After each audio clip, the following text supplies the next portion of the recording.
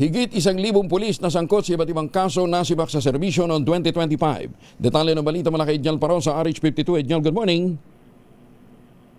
Happy New Year, Kuya Angel. Nakapag-resolve ang pambansang pulisya ng 4,203 administrative cases laban sa sarili nitong hanay. Patunay ng pinaigting umanong integrity monitoring nitong 2025.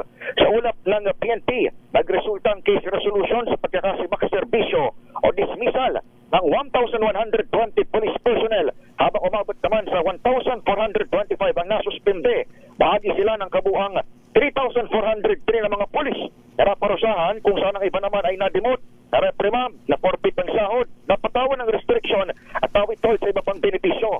Sa ilalim lamang ni Acting PNP Chief Police General Jose Melencio Nartatis Jr., 425 ang inulap nitong kinasangkutan ng 710 personnel ang naaksyonan mula August 31.